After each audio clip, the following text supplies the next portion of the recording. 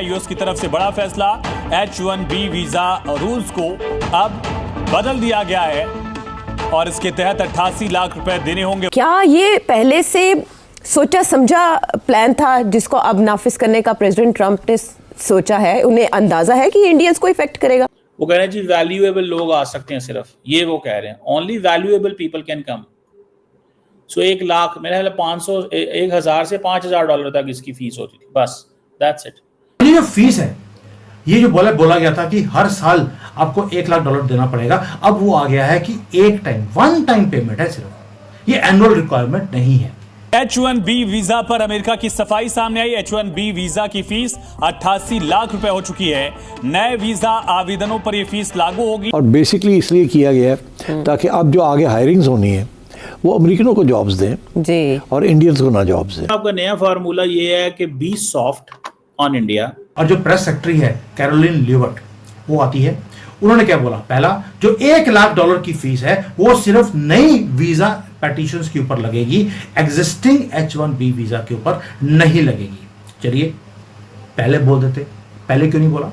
यानी कि जो करंट वीजा होल्डर्स हैं आप कंटिन्यू कर सकते हैं अपने काम को बिना किसी फियर के, लेकिन आपका जो वीजा है वो तो 3 या 6 साल के लिए होता है, सिर्फ उसके बाद रिन्यू नहीं किया जाएगा, आपको वापस ही भेजा जाएगा। तकरीबन 2000% से भी ज्यादा इजाफा है। और ये जो वीजाज हैं इनकी परसेंटेज के मुताबिक 70 से 74% तक के जो वीजाज हैं H1B वो इंडियंस को इश्यू की जाता है। थरथल्ली मच। सो ट्रम्प ने पहले एप्पल वालों को पकड़ा, खबरदार तुमने इंडिया में इन्वेस्ट किया, ऐसे किया ना।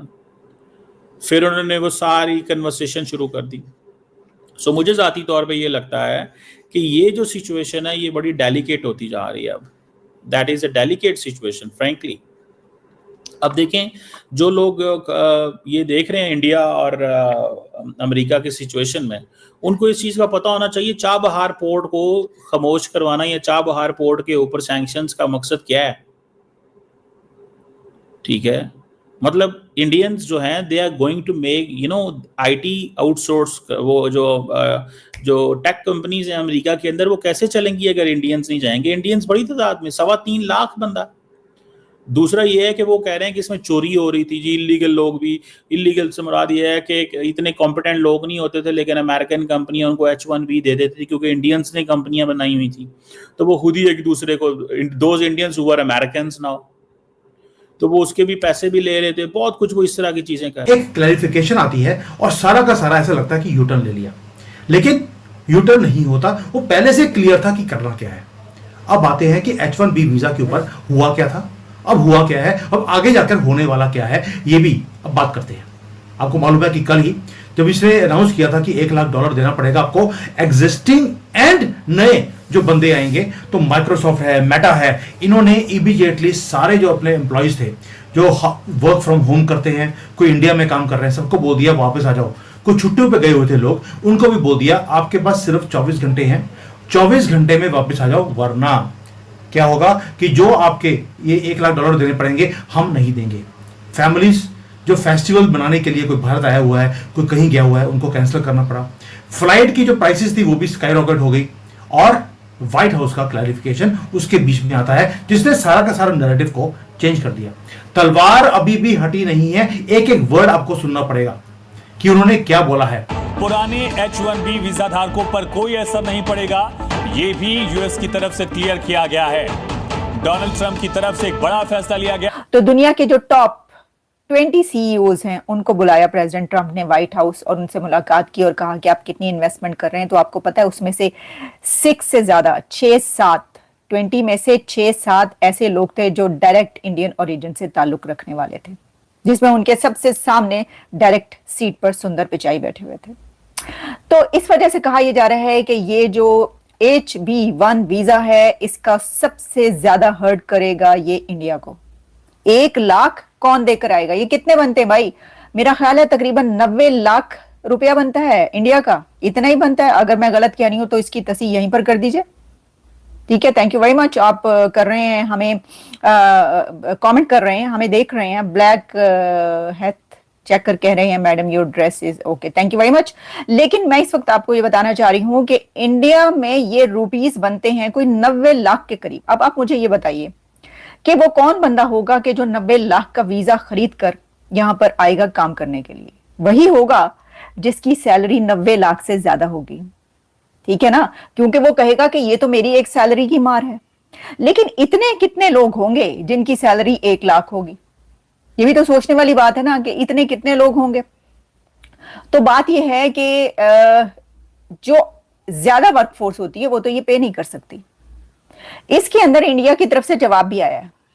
वो क्या जवाब है मैं आपको बताती हूं, लेकिन इसके ऊपर इंडिया के नेबर पाकिस्तान में बहुत खुशियां मनाई जा रही हैं। Pakistan is very happy, Pakistanis बहुत खुश हो रहे हैं और खूब सेलिब्रेशन की जा रही है कि ये तो इंडिया की बैंड बजा दी है। प्रेसिडेंट ट्रंप ने ये जो फी जो है उसमें ऐड की है और $100,000 जो है वो H1B वीजा की फी कर दी। तो बहुत खुशियां मनाई जा रही हैं पाकिस्तान के अंदर। लेकिन वो कहते हैं कि पता नहीं क्या प्रॉब्लम है, वो पहले मैच की बात हो या कोई और बात हो या इंडिया और अमेरिका के रिलेशंस हो, ये जो पाकिस्तान में खुशी हुआ करती है ये बड़ी ही वक्ती होती है, आर्जी होती है, चंद घंटों की होती है या चंद दिनों की होती है, क्योंकि ये खुशी जो है ना खाक में उस वक्त मिल जाती है जब उससे अगेंस्ट कोई स्टेप ले लिया जाता है। तो एक तो मुझे ये लग रहा है कि इसके ऊपर भी कोई ना कोई ऐसा स्टेप हमें नजर आएगा या मिलेगा जिसमें ये बताया जाएगा कि जी इसके अंदर ये है, ये है। कुछ डेवलपमेंट्स तो ये आ गई हैं। कुछ डेवलपमेंट्स जो आई हैं वो ये हैं कि ये कहा गया है कि ये न्यूली अपॉइंटेड वर्कफोर्स या जो अब ये वाला वीजा खरीदेंगे या इस वीजे पे आने की प्लानिंग कर रहे हैं या आना चाहते हैं उनके लिए है।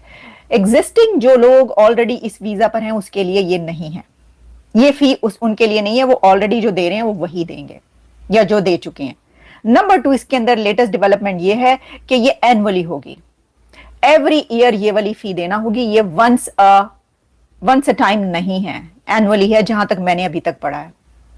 तो हर साल ये कौन देगा?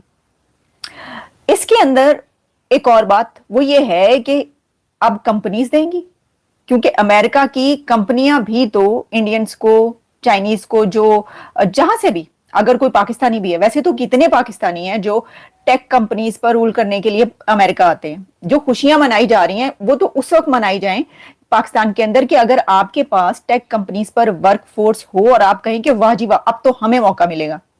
भाई आपको तो मौका इसलिए नहीं मिल सकता कि आपके पास इतने लोग ही कहाँ हैं ऐसी पढ़ाई के साथ, ऐसी एजुकेशन कहाँ है आपके पास पाकिस्तान के अंदर। खुशियां तो उस वक्त मनाई जानी चाहिए थी कि जब आपके पास इंडिया के बराबर एजुकेशन होती, या थोड़ी सी कम भी चलें कुछ हद तक तो होती ना, इतनी कि आप कहते कि देखो हम तो कर नहीं पाते, ये बड़े इनका इन्फ्लुएंस है, इनके पास, हमारे पास भी एजुकेशन है, टेक की एजुकेशन, हम जा नहीं पाते। ये लोग जो है ना अमेरिका चले जाते हैं और सारी जो नौकरियां उनके ऊपर काबिज हो जाते हैं। जिस तरह वो पार्टीशन से पहले जो सर सैयद अहमद खान ने कहा था कि सारी नौकरियों पर काबिज हो गए तो उन्होंने कहा एक नया मुल्क बनाया जाए।